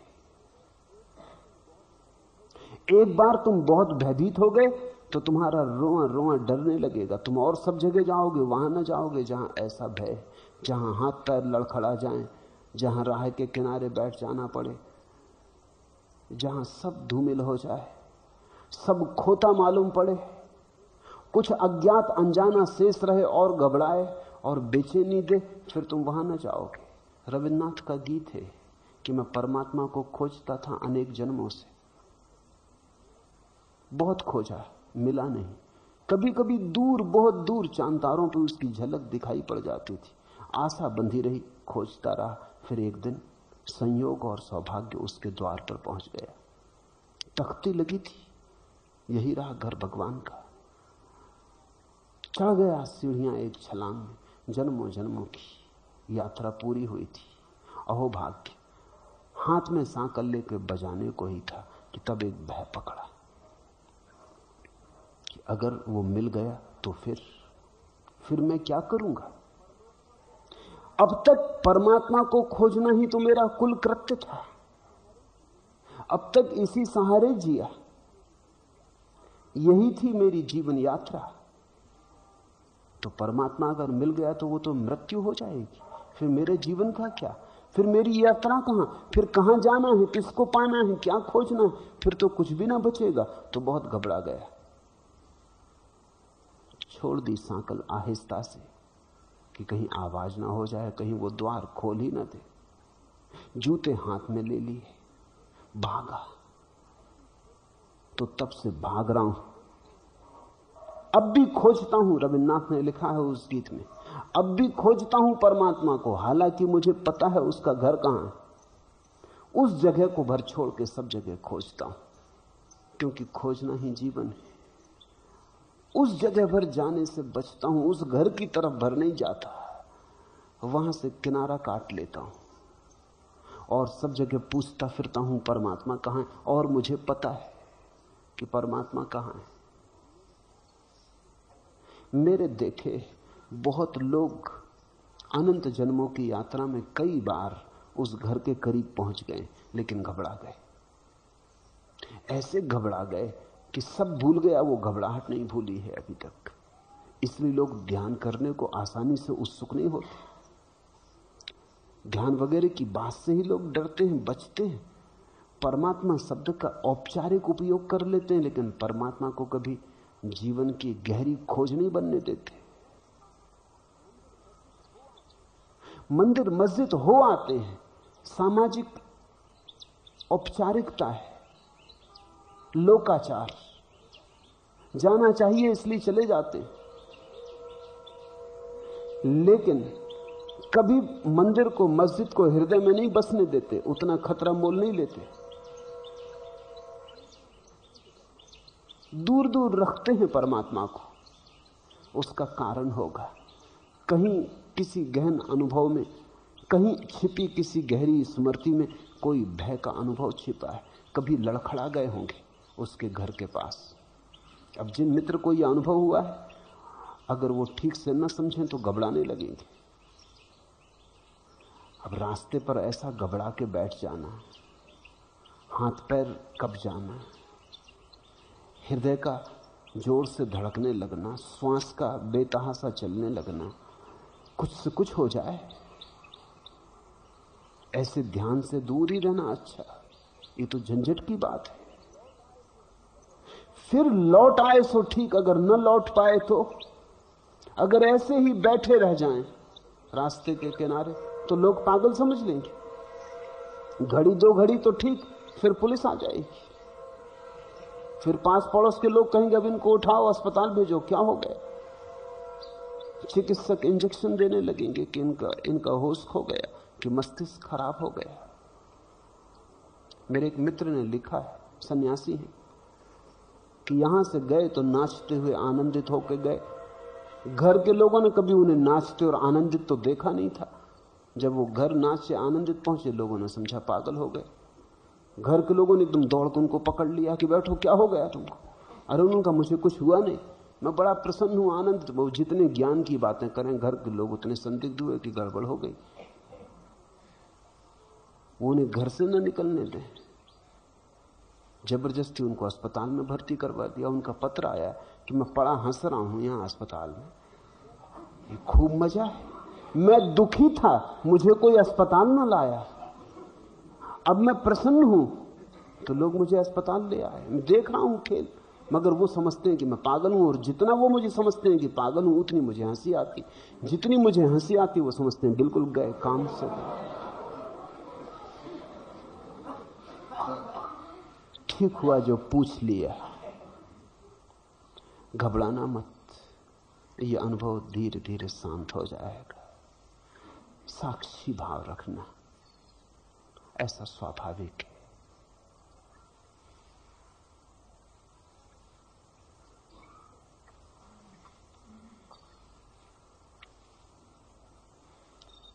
चौथा प्रश्न, हम ईश्वर अंश हैं और अविनाशी भी। कृपया बताएं कि यह अंश मूल से कब, क्यों और कैसे बिछड़ा, और अंश का मूल से पुनर्मिलन, कभी न बिछड़ने वाला मिलना संभव है या नहीं। यदि संभव है तो अंश को मूल में मिला देने की कृपा करें कि बार बार इस कोलाहल में आके भयभीत न होना पड़े। देखें फर्क, अभी एक प्रश्न था वो अनुभव का था, ये प्रश्न शास्त्रीय है। हम ईश्वर अंश हैं और अविनाशी भी, ये तुम्हें पता है? सुन लिया, पढ़ लिया और अहंकार को तृप्ति देता है, मान भी लिया। इससे बड़े अहंकार को तृप्ति देनी और क्या बात हो सकती है? हम ईश्वर अंश, ईश्वर है, ब्रह्म है, अविनाशी है, यही तो तुम चाहते हो, यही तो अहंकार की खोज है, यही तो तुम्हारी गहरी से गहरी आकांक्षा है कि अविनाशी हो जाओ, ईश्वर अंश हो जाओ, ब्रह्म स्वरूप हो जाओ, सारे जगत के मालिक हो जाओ। हम ईश्वर अंश हैं और अविनाशी भी, ऐसा तुम्हें पता है? अगर तुम्हें पता है तो प्रश्न की कोई जरूरत नहीं। अगर तुम्हें पता नहीं है तो ये बात लिखनी व्यर्थ है, फिर प्रश्न ही लिखना काफी है। कृपया बताएं कि ये अंश मूल से कब, क्यों और कैसे बिछड़ा। ये पांडित्य के प्रश्न है। कब, समय, तारीख, तिथि चाहिए। क्या करोगे? अगर मैं तिथि भी बता दूं उससे क्या अंतर पड़ेगा? संवत बता दूं, समय बता दूं कि ठीक सुबह 6 बजे फला फला दिन, उससे क्या फर्क पड़ेगा? उससे तुम्हारे जीवन में क्या क्रांति होगी? तुम्हें क्या मिलेगा? कब, क्यों और कैसे बिछड़ा। अगर तुम्हें पता है कि तुम ईश्वर अंश हो तो तुम्हें पता होगा कि बिछड़ा कभी भी नहीं। तुमने बिछड़ने का सपना देखा,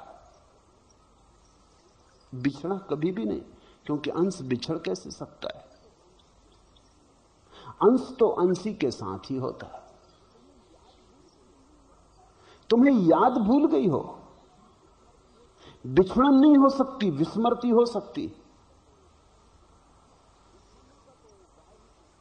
बिछुड़ने का तो उपाय ही नहीं है। हम जो हैं वही हैं, चाहे हम भूल जाएं, विस्मरण कर दें, चाहे हम याद कर लें, सारा भेद विस्मृति और स्मृति का है। मूल से कब, क्यों और कैसे बिछड़ा। बिछड़ा होता तो हम बता देते कि कब, क्यों और कैसे बिछड़ा। बिछड़ा नहीं।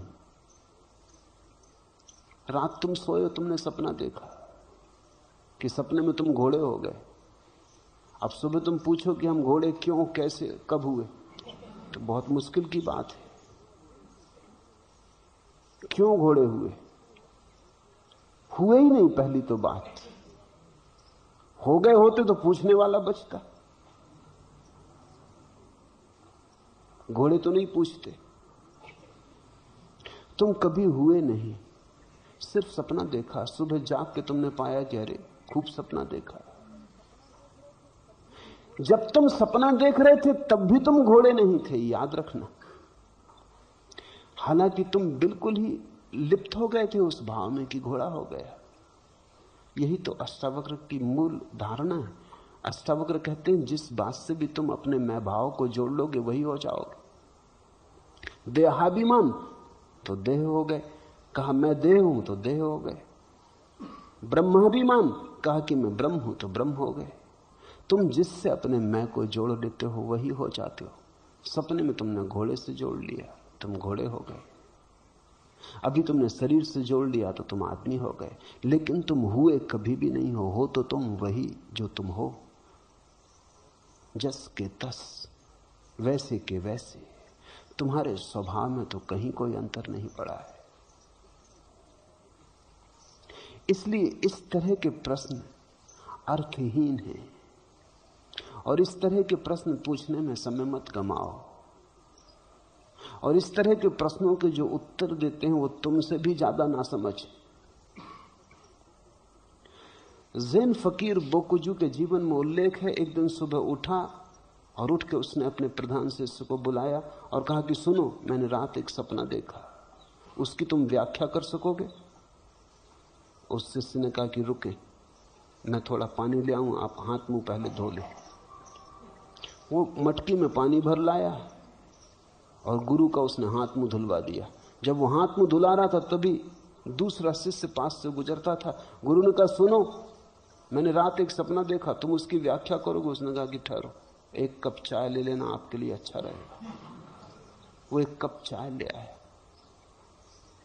गुरु खूब हंसने लगा। उसने कहा कि अगर तुमने व्याख्या की होती मेरे सपने की तो मार के बाहर निकाल देता। सपने की क्या व्याख्या? अब देख भी लिया, जाग भी गया, अब छोड़ो पंचायत।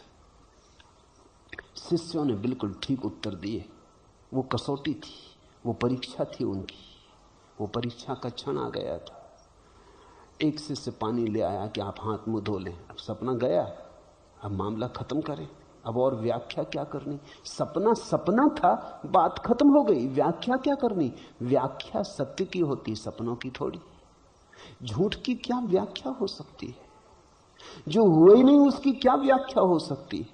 इतना काफी है कि जान लिया सपना था, हाथ मुंह धो लें, अब बाहर आ ही जाएं। जब आ ही गए, दूसरे युवक ने भी ठीक किया कि चाय ले आया कि हाथ मुंह तो धुल गया लेकिन लगता है थोड़ी नींद बाकी, आप ठीक से चाय पी लें, बिल्कुल जाग जाएं। यही मैं तुमसे कहता हूं, हाथ मुंह धो लो, चाय पी लो। तुम कभी अलग हुए नहीं, अलग होने का कोई उपाय नहीं। फिर पूछते हैं अंश का मूल से पुनर्मिलन, कभी ना बिछड़ने वाला मिलन संभव है या नहीं? जब तुम बिछड़े ही नहीं तो मिलन की बात ही बकवास है। इसलिए तो अष्टावक्र कहते हैं कि मुक्ति का अनुष्ठान, मुक्ति का बंधन। वो क्या कह रहे हैं? वो ये कह रहे हैं जिससे तुम कभी अलग ही नहीं हुए उससे मिलने की योजना, तो हद हो गई पागलपन की। तो ये योजना ही तुम्हें मिलने ना देगी। थोड़ा सोचो, अगर तुम अपने घर के बाहर कभी गए ही नहीं तो घर लौटने की चेष्टा तुम्हें जागने ना देगी। एक शराबी रात घर लौटा, ज्यादा पी गया, दरवाजे पर टटोल के तो देखा लेकिन समझ में ना आया अपना मकान है। उसकी मां ने दरवाजा खोला तो उसने कहा, हे बूढ़ी मां, मुझे मेरा घर का पता बता दे। वो बूढ़ी कहने लगी, तू मेरा बेटा है, मैं तेरी मां हूं पागल, ये तेरा घर है। उसने कहा कि मुझे भरमाओ मत, मुझे भटकाओ मत। इतना मुझे पक्का है कि घर यहीं कहीं है, लेकिन कहां? मोहल्ले के लोग इकट्ठे हो गए, लोग समझाने लगे। अब शराबी को समझाने की जरूरत नहीं होती। शराबी को जो समझाएं वो भी शराब पिए। वो समझाने लगे कि यही तेरा घर है, सिद्ध करने लगे, प्रमाण जुटाने लगे कि देख ये देख। इतनी बात समझ ही नहीं रहे कि वो आदमी शराब पिए, कहां प्रमाण। उसे न मालूम क्या क्या दिखाई पड़ रहा है जिसकी तुम सोच भी नहीं कर सकते।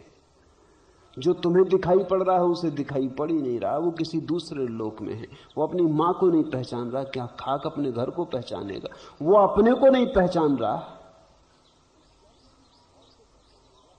वो क्या किसी और को पहचानेगा? उसके पीछे एक दूसरा शराबी आया, वो अपनी बैलगाड़ी जोते चला आ रहा, तो उसने कहा कि तू मेरी बैलगाड़ी में बैठ, मैं तुझे पहुंचा दूंगा तेरे घर। उसने कहा कि ये आदमी ठीक मालूम होता। सदगुरु मिल गए। ये सब तो ना समझ थे। हम पूछते हैं हमारा घर कहां है, बस वो एक ही रट लगाए हुए कि यही तेरा घर। हम क्या अंधे? ये आदमी सदगुरु है। तुम ध्यान रखना, तुम गलत प्रश्न पूछोगे, तुम गलत गुरुओं के जाल में पड़ जाओगे। एक बार तुमने गलत प्रश्न पूछा तो कोई ना कोई गलत उत्तर देने वाला मिल ही जाएगा। ये जीवन का नियम है। पूछो कि उत्तर देने वाला तैयार है। सच तो ये कि तुम न पूछो तो उत्तर देने वाले तैयार, वो तुम्हें खोज ही रहे। इस तरह के प्रश्न पूछ के तुम केवल उलझनों में अपने को डालने का आयोजन करते हो। क्या पुनर्मिलन संभव है? बिछड़न हुई ही नहीं, विदा कभी ली ही नहीं, पुनर्मिलन की बात ही क्या करनी। और फिर पूछते हैं कि क्या न बिछुड़ने वाला मिलन संभव है? कहीं ऐसा ना हो कि मिलन हो फिर बिछड़ जाएं। ये सारी बातें सार्थक मालूम पड़ती हैं क्योंकि हमें याद ही नहीं कि हम कौन हैं। परमात्मा अगर भिन्न हो तो ये बातें सब सच हैं। परमात्मा तुम्हारा स्वभाव है। स्वभाव को भूल सकते हैं हम। ये भी हमारे स्वभाव में है कि हम स्वभाव को भूल सकते। एक मित्र ने पूछा है कि अगर आत्मा शुद्ध बुद्ध है और आत्मा अगर मुक्त है और आत्मा अगर असीम ऊर्जा है, परम स्वतंत्रता है, तो फिर वासना का जन्म कैसे हुआ? यह भी आत्मा की स्वतंत्रता है कि अगर वासना करना चाहे तो कर सकती। अगर आत्मा वासना न कर सके तो परतंत्र हो जाएगी। थोड़ा सोचो। संसार तुम्हारी स्वतंत्रता है, तुमने चाहा तो हो गया। तुम्हारी चाह मुक्त है। तुम चाहो तो अभी ना हो जाए, तुम चाहो तो अभी फिर हो जाए। तो मैं तुमसे ये नहीं कह सकता कि न बिछुड़ने वाला मिलन कैसे होगा। बिछड़न तो कभी हुई नहीं है, लेकिन आत्मा की ये परम स्वतंत्रता है कि वो जब चाहे जिस चीज को भूल जाए और जिस चीज को चाहे याद कर ले। अगर आत्मा की ये संभावना न हो तो आत्मा सीमित हो जाएगी, उसकी मुक्ति बंधित हो जाएगी, उस पर आरोपण हो जाएगा, उपाधि हो जाएगी। पश्चिम में एक विचारक हुआ दिदरो। उसने सिद्ध किया है कि ईश्वर पूर्ण शक्तिमान नहीं, सर्वशक्तिमान नहीं। उसने तर्क जो दिए हैं वो ऐसे हैं कि लगेगा कि बात ठीक कह रहा। जैसे वो कहता क्या ईश्वर 2 और 2 के जोड़ से 5 बना सकता है? ये अपने को भी अड़चन मालूम होती है कि 2 और 2 से 5 ईश्वर भी कैसे बनाएगा? तो फिर सर्वशक्तिमान कैसा? 2 और 2 4 ही होंगे। क्या ईश्वर एक त्रिकोण में 4 कोण बना सकता? कैसे बनाएगा? 4 कोण बनाएगा तो वो त्रिकोण नहीं रहा, त्रिकोण रहेगा तो 4 कोण बन नहीं सकते उसमें, तो सीमित हो गया ईश्वर।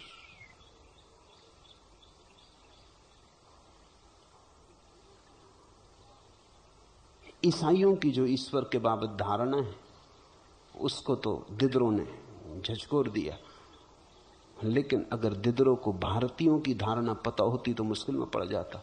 वो कहते कि यही तो सारा उपद्रव है कि ईश्वर की स्वतंत्रता ऐसी को 2 2 5 बना देता, 2 2 3 बना देता। इसी को तो हम माया कहते, जिसमें 2 2 5 हो जाते हैं, 2 2 3 हो जाते हैं। जब 2 2 4 हो गए, माया के बाहर हो गए। यहां त्रिकोण चतुर्भुज जैसे बैठे।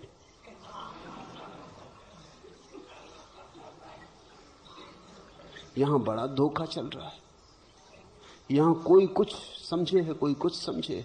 जो जैसा है वैसे भर का पता नहीं रहा। 2 2 चांद नहीं रहे, एक बात पक्की, और सब हो गया। इसको ही हम माया कहते हैं। माया को हमने परमात्मा की शक्ति कहा है। तुमने कभी सोचा है इसका क्या अर्थ होता है? माया को हमने परमात्मा की शक्ति कहा है। इसका अर्थ हुआ कि अगर परमात्मा चाहे तो अपने को भ्रम देने की भी शक्ति उसमें है, नहीं तो सीमित हो जाएगा। वो परमात्मा भी क्या परमात्मा जो सपना ना देख सके, तो उतनी सीमा हो जाएगी कि सपना देखने में असमर्थ। नहीं, परमात्मा सपना देख सकता है। तुम सपना देख रहे हो, तुम परमात्मा हो जो सपना देख रहा है। जाग सकते हो, सपना देख सकते हो, और ये क्षमता तुम्हारी है। इसलिए तुम जब चाहो तब सपना देख सकते हो और तुम जब चाहो तब जाग सकते हो। ये तुम्हारी मर्जी है कि तुम अगर जागे ही रहना चाहो तो तुम जागे ही रहोगे, तुम अगर सपने में ही रहना चाहो तुम सपना देखते रहोगे। मनुष्य की स्वतंत्रता अबाध है, आत्मा की शक्ति अबाध है।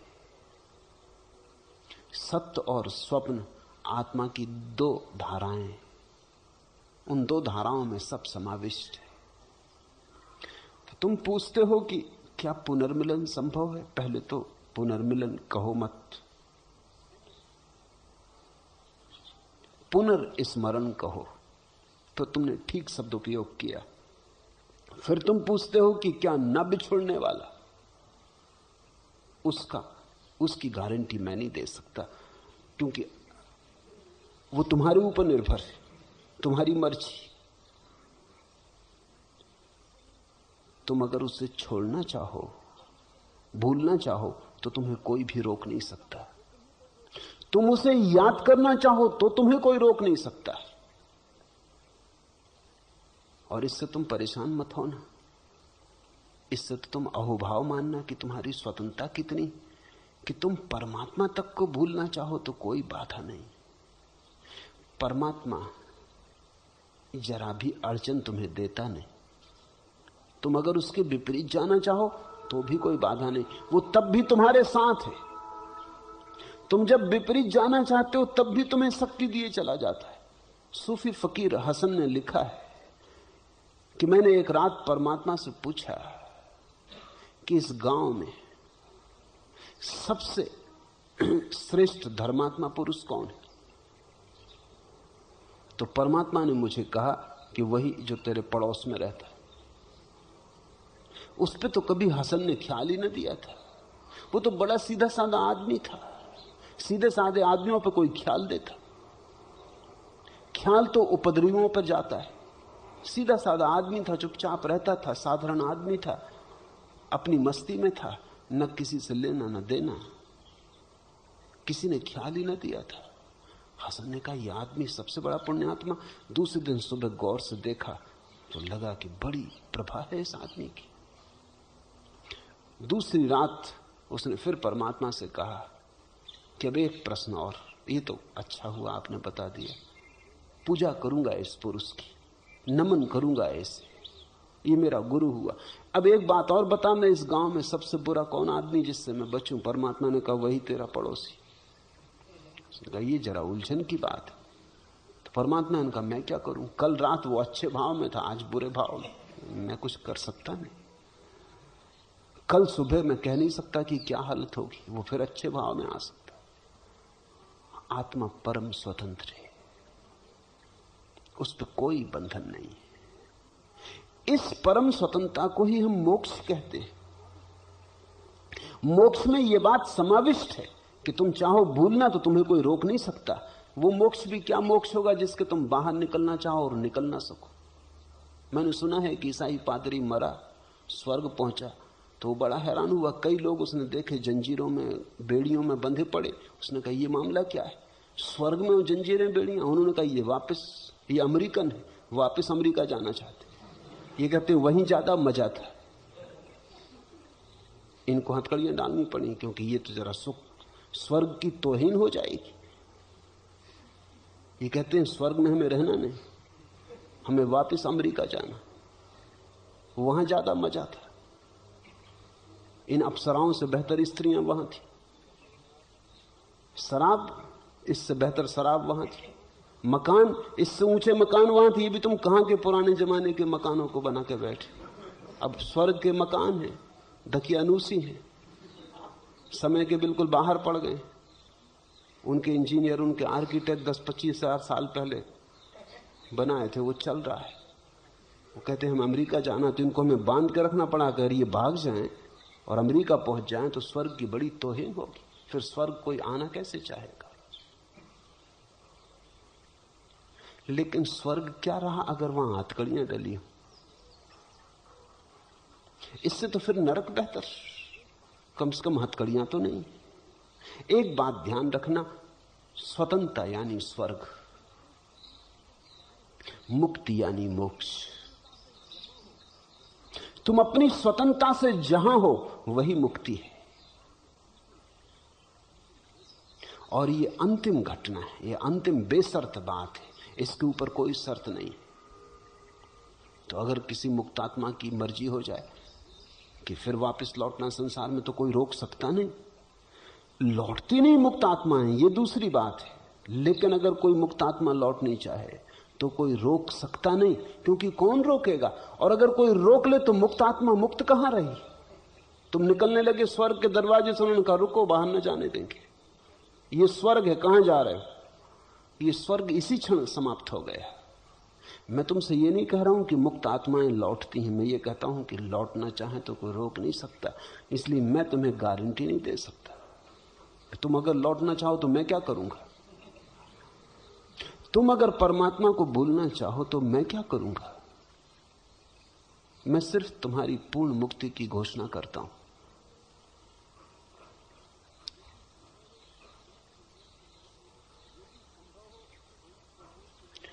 यदि संभव हो तो अंश को मूल से मिला देने की कृपा करें। बहुत सस्ते में तुम्हारा इरादा है। तुम ये कह रहे हो कि तुम तो मिलना नहीं चाहते, कोई मिला देने की कृपा करे, ये कैसे होगा? अगर तुम मिलना चाहते हो तो ही मिलना हो सकता है। ये तुम्हारी ही चाहत, ये तुम्हारी ही संकल्प, तुम्हारी ही आकांक्षा होगी, अभीप्सा होगी, तो कोई तुम्हें और नहीं मिला सकेगा। जबरदस्ती मोक्ष में ले जाने का कोई उपाय नहीं, न बाहर न भीतर। तुम अपनी मर्जी से जाते हो। और अगर मैं किसी तरह मिला भी दूं तो तुम फिर छूट जाओगे, क्योंकि वो बाहर से लाई हुई घटना तुम्हारी आत्मा का संबंध न बन पाएगी, वो जबरदस्ती होगी। ये हो नहीं सकता, अन्यथा एक ही बुद्ध पुरुष सारी दुनिया को मुक्त कर देता। एक बुद्ध पुरुष काफी था, वो सबको मुक्त कर देता, सबको मिला देता। कोई बुद्ध पुरुषों की करुणा में कमी नहीं, उनकी करुणा में कोई कमी नहीं, लेकिन तुम्हारी मर्जी के खिलाफ कुछ भी नहीं हो सकता। और तुम्हारी मर्जी हो तो अभी हो सकता है, इसी क्षण हो सकता है। सुखी भव, अभी हो जाओ। और ये दूसरे से आकांक्षा रखना कि कोई तुम्हें मिला दे परमात्मा से, यही संसार में लौटने का उपाय है। दूसरे की आकांक्षा ही संसार में लौटने का उपाय है। कोई दूसरा सुख दे, कोई दूसरा प्रेम दे, कोई दूसरा आदर दे, वही पुरानी आदत अब कहती है कोई दूसरा मुक्त करवा दे, परमात्मा से मिला दे। मगर दूसरा, तुम कब तक कमजोर, निर्बल, नपुंसक बने रहोगे? कब तुम जागोगे अपने बल के प्रति? कब तुम अपनी वीरी की घोषणा करोगे? कब तुम अपने पैरों पर खड़े होगे? कभी पत्नी के कंधे पे झुके रहे, कभी सत्ताधिकारियों के कंधे पे झुके रहे, कभी नेताओं के कंधों पे झुके रहे। मैंने सुना है दिल्ली के पास कुछ मजदूर सड़क पर काम करने भेजे गए। वो वहां पहुंच तो गए, लेकिन पहुंच के पता चला कि अपने फावड़े भूल आए, कुदालियां फावड़े नहीं लाए। उन्होंने वहां से फोन किया इंजीनियर को कि कुदाली फावड़े हम भूल आए, तत्काल भेजो। उन्होंने कहा भेजते हैं, तब तक तुम एक दूसरे के कंधे पर झुके रहो। मजदूर करते ही यही काम है, कुल्हाड़ी फावड़ा लेकर उस पर झुक के खड़े रहते हैं, विश्राम का सहारा। उस इंजीनियर ने कहा मैं भेजता हूं जितने जल्दी हो सके, तब तक तुम ऐसा करो एक दूसरे के कंधे पर झुके रहो। हम झुके हैं, कंधे बदल लेते हैं। फिर इन सब से छुटकारा हुआ तो गुरु का कंधा, कि अब कोई गुरु लगा दे पार, कि चलो तुम ही तारण तरन, तुम ही पार लगा दो। तुम अपनी घोषणा, अपने स्वत्व की घोषणा कब करोगे? तुम्हारी स्वत्व की घोषणा में ही तुम्हारे स्वभाव की संभावना है, फूलने की, खिलने की। ये कब तक तुम शरण गहोगे? कब तक तुम भिखारी रहने की जिद बांधे बैठे हो? परमात्मा भी भिक्षा में मिल जाए। जागो इस तंद्रा से। ऐसी कृपा करें कि बार बार इस कोलाहल में आके भयभीत ना होना पड़े। इस कोलाहल में तुम आना चाहते हो इसलिए आते हो, और मजा यह है कि तुमको अगर एकांत में रखा जाए तो तुम भयभीत वहां भी हो जाओगे। कौन तुम्हें रोक रहा है? भाग जाओ हिमालय, बैठ जाओ एकांत में, वहां एकांत का डर लगेगा, भाग आओगे कोलाहल में वापस। कोलाहल में हम इसलिए रह रहे हैं कि एकांत में डर लगता है, अकेले रह नहीं सकते, भीड़ में बुरा लगता है, बड़ा मुश्किल है मामला। ना अकेले रह सकते ना भीड़ में रह सकते। तुमने कभी देखा जब तुम अकेले छूट जाते हो तो क्या होता है? अंधेरी रात में अकेले हो जंगल में, क्या होता है? आनंद आता है। कोलाहल में ज्यादा बेहतर लगता है, कोई मिल जाए, कोई बातचीत हो जाए। अकेले में तुम बहुत घबराने लगते हो कि मरे, अकेले में तो मौत लगती है। परमात्मा में डूबोगे तो बिल्कुल अकेले रह जाओगे, क्योंकि दो परमात्मा नहीं है दुनिया में, एक परमात्मा है। डूबे कि अकेले हुए। परमात्मा में डूबे कि तुम ना रहे, परमात्मा परमात्मा ना रहा, बस एक ही बचा। इसलिए तो ध्यान की तैयारी करनी पड़ती ताकि तुम एकांत का थोड़ा रस लेने लगो। इसके पहले कि परम एकांत में उतरो, एकांत में थोड़ा आनंद आने लगे, धुन बजने लगे, गीत गूंजने लगे, एकांत में रस आने लगे, तो फिर तुम परम एकांत में उतर सकोगे। ये अभ्यास है परमात्मा को झेलने का। अगर तुम मुझसे पूछो तो मैं कहूंगा कि ध्यान परमात्मा को पाने की प्रक्रिया नहीं। परमात्मा तो बिना ध्यान के भी पाया जा सकता है। ध्यान परमात्मा को झेलने का अभ्यास। ध्यान पात्रता देता है कि तुम झेल सको। परम एकांत उतरेगा, फिर तुम बिल्कुल अकेले रह जाओगे। फिर न रेडियो, न टेलीविजन, न अखबार, न मित्र, न क्लब, न सभा समाज, कुछ भी नहीं। बिल्कुल अकेले रह जाओगे। उस अकेले की तैयारी। मैं तो तैयार हूं तुम्हें कोलाहल के बाहर ले चलूं, लेकिन तुम तैयार हो? तुम अकेले में भी बैठते हो तो तुम्हारे सिर में कोलाहल चलाने लगते हो। जिन मित्रों को घर छोड़ा है उनसे सिर में बात करने लगते हो। जिस पत्नी को घर छोड़ा है उससे सिर में बात करने लगते हो। सारी भीड़ फिर इकट्ठी कर लेते हो, कल्पना का जाल बुनने लगते हो। अकेले तुम रह ही नहीं सकते, इसलिए तो तुम बार बार लौट आते हो। संसार में तुम अकारण नहीं लौट रहे हो, संसार में तुम अपने ही कारण लौट रहे हो। यह कोलाहल तुमने चाहा है, इसलिए तुम्हें मिला है। आदमी का हयात कुछ भी नहीं, बात यह है कि बात कुछ भी नहीं।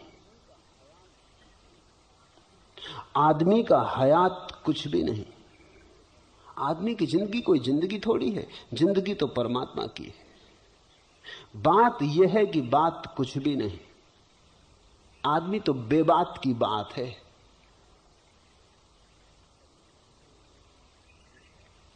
वो कल मुल्ला नसरुद्दीन जो गिर पड़ा था बिस्तर से, बेबात की बात। लड़का हुआ नहीं था, उसके लिए जगह बना रहे थे, उसमें गिरे, टांग टूट गई। एक अदालत में मुकदमा था, दो आदमियों ने एक दूसरे का सिर खोल दिया।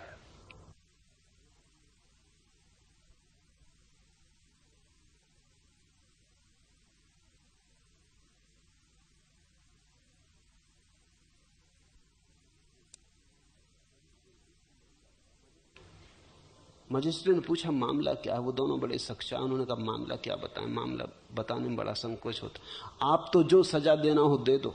उसने कहा फिर मामला भी तो पता चले, सजा किसको देने। तो वो दोनों एक दूसरे की तरफ देखें कि तुम ही कह दो। फिर मजबूरी में जब मजिस्ट्रेट नाराज होने लगा कि कहते हो या नहीं, तो फिर उन्होंने बताया कि मामला ऐसा, हम दोनों मित्र बैठे थे नदी के किनारे रेत में। ये मित्र कहने लगा कि मैं एक भैंस खरीद रहा हूं। मैंने कहा भैंस मत खरीदो, क्योंकि मैं एक खेत खरीद रहा हूं, और तुम्हारी भैंस खेत में घुस जाए तो अपनी जिंदगी भर की दोस्ती खराब हो जाए। इसने कहा जा जा, तेरे खेत के रोकने खरीदने से हम अपनी भैंस न खरीदें, तू खेत मत खरीद। और फिर भैंस तो भैंस है, ये कहने लगा। अब घुसी गई तो घुसी गई, अब कोई भैंस के पीछे हम दिन भर थोड़ी खड़े रहेंगे। और ऐसी दोस्ती क्या मूल्य की। कि हमारी भैंस तुम्हारे खेत में घुस जाए और इससे तुम्हें अड़चन हो जाए। तो मैं भी रोब में आ गया और मैंने कहा अच्छा तो खरीद लिया खेत, तू दिखा खरीद के भैंस। तो मैंने ऐसा जमीन पर रेत पर लकड़ी से खेत बना दिया कि ये रहा खेत, और इस मूर्ख ने एक दूसरी लकड़ी से भैंस घुसा दी। झगड़ा हो गया, मारपीट हो गई। अब आपसे क्या कहें, आप सजा दे दो, कहने में संकोच होता है। आदमी का हयात कुछ भी नहीं, बात यह है कि बात कुछ भी नहीं। तूने सब कुछ दिया है इंसान को, फिर भी इंसान की जात कुछ भी नहीं। इस तराबे दिलो जिगर के सिवा शौक की बारिदात कुछ भी नहीं। हुस्न की कायनात सब कुछ है, इसकी कायनात कुछ भी नहीं।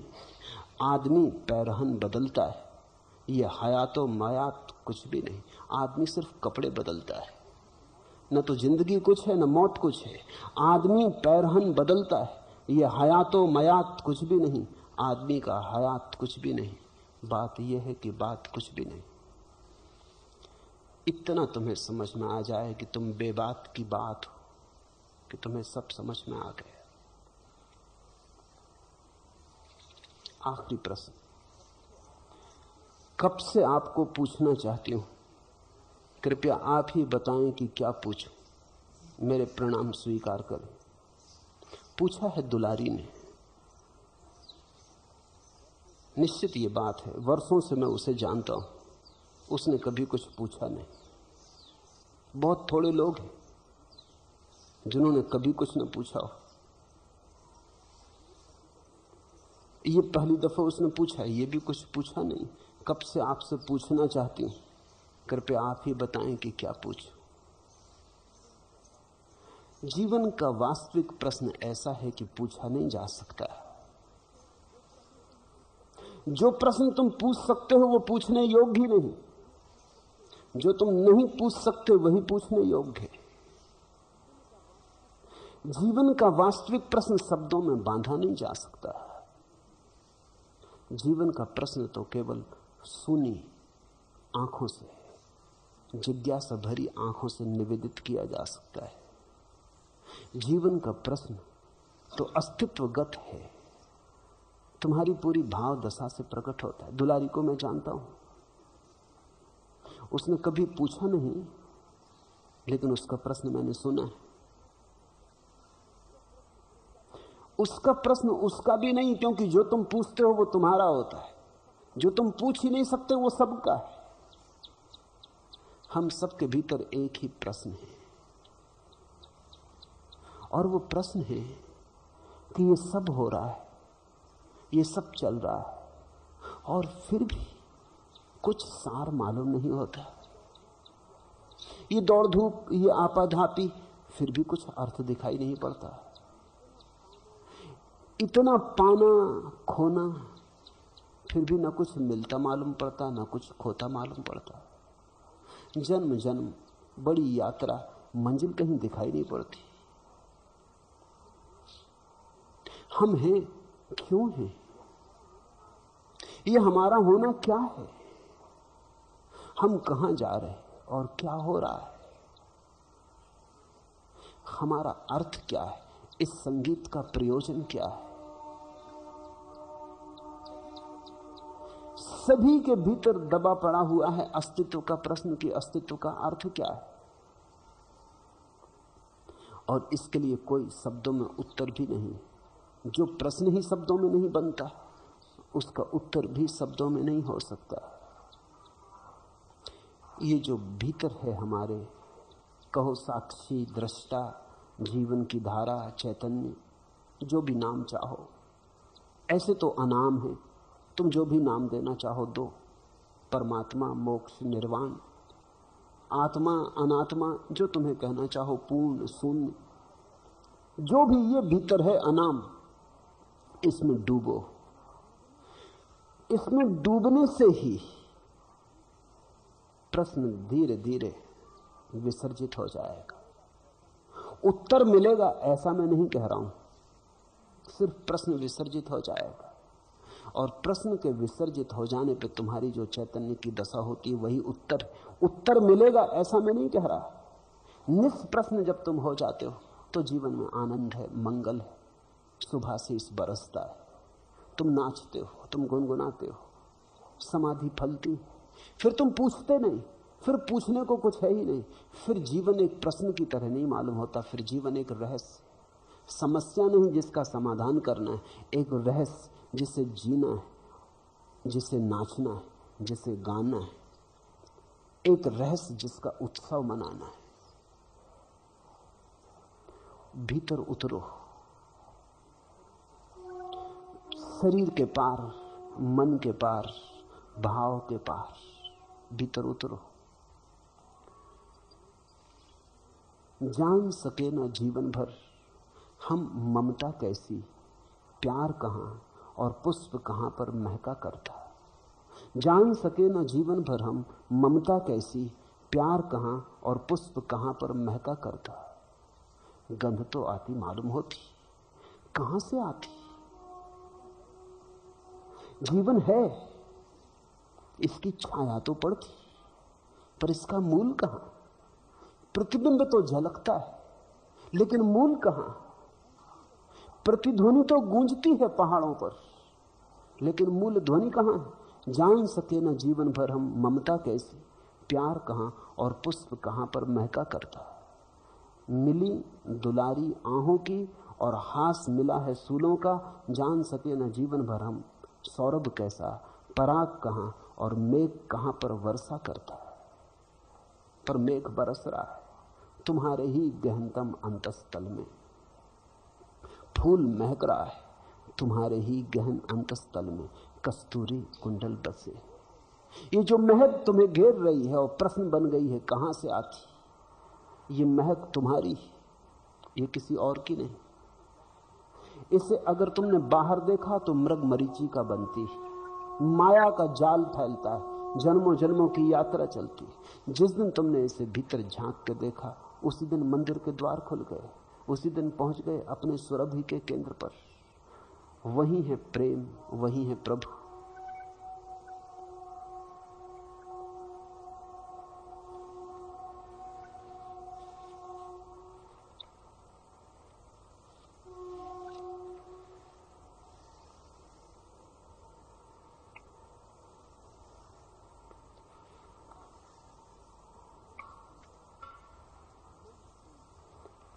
मन उलझाए रखता बाहर, मन कहता चलेंगे भीतर, लेकिन अभी थोड़ी देर और। किसी कामना के सहारे नदी के किनारे बड़ी देर से मौन धारे खड़ा हूं अकेला। सुहानी है गोधोली बेला, लगा है उमंगों का मेला। ये गोधोली बेला का हल्का धुंधलका मेरी सोच पर छा रहा है। मैं ये सोचता हूं मेरी सोच की शाम भी हो चली। बड़ी बेकली है मगर जिंदगी में निराशा में भी एक आशा पली है। मचल ले अभी कुछ देर और ए दिल, सुहाने धुंधलके से हंसकर गले मिल, अभी रात आने में काफी समय। मन समझाए चला जाता थोड़ी देर और, थोड़ी देर और भुला लो अपने को सपनों में, थोड़ी देर और दौड़ लो मृग मरीचिकाओं के पीछे, बड़े सुंदर सपने। और फिर अभी मौत आने में तो बहुत देर है। इसलिए तो लोग सोचते हैं संन्यास लेंगे, प्रार्थना करेंगे, ध्यान करेंगे बुढ़ापे में, जब मृत्यु द्वार पर आके खड़ी हो जाएगी। जब एक पैर उतर चुकेगा कब्र में, तब हम एक पैर ध्यान के लिए उठाएंगे। मचल्ले अभी और कुछ और, मचल्ले अभी और कुछ देर ए दिल, सुहाने धुंधलके से हंसकर गले मिल, अभी रात आने में काफी समय है। ऐसे हम टाले जाते, रात आती चली जाती, काफी समय नहीं, रात आ ही गई। बहुत बार हमने ऐसे ही जन्म और जीवन गमाया, मौत की हम प्रतीक्षा करते रहे, मौत आ गई ध्यान आने के पहले, एक जीवन फिर खराब गया, एक अवसर फिर व्यर्थ हुआ। अब इस बार ऐसा न हो, अब टालो मत। ये गंध तुम्हारी अपनी, ये जीवन तुम्हारे भीतर ही छिपा है। घूंघट भीतर के ही उठाने, प्रश्न कहीं बाहर पूछने का नहीं, उत्तर कहीं से बाहर से आने को नहीं। जहां से प्रश्न उठ रहा है भीतर, वहीं उतर चलो। प्रश्न भी साफ नहीं है, फिक्र मत करो। जहां ये गैर साफ धुंधल का है प्रश्न का, वहीं उतरो। उसी संध्या से भरी रोशनी में, धुंधल के में धीरे धीरे भीतर उतरो। जहां से प्रश्न आ रहा है उसी की खोज करो। प्रश्न की बहुत फिक्र मत करो कि प्रश्न क्या है, इतनी ही फिक्र करो कहां से आ रहा है। अपने ही भीतर उस तल को खोजो, उस गहन तल को जहां से प्रश्न का बीज उमगा और जहां से प्रश्न के पत्ते उठे, वही जड़ है और वहीं तुम उत्तर पाओगे। उत्तर का अर्थ ये नहीं कि तुम्हें कोई बंधा बंधाया उत्तर निष्कर्ष वहां मिल जाएगा। उत्तर का अर्थ वहां तुम्हें जीवन का अहोभाव अनुभव होगा। वहां जीवन एक समस्या नहीं रह जाता, उत्सव बन जाता।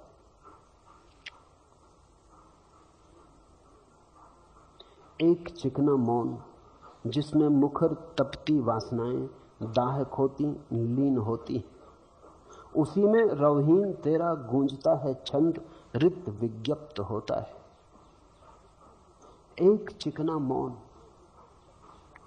जिसमें मुखर तपती वासनाएं दाहक होती लीन होती, वहीं भीतर एक मौन, एक शांति जिसमें सारी वासनाओं का ताप धीरे धीरे खो जाता और शांत हो जाता। उसी में रवहीन तेरा गूंजता है छंद।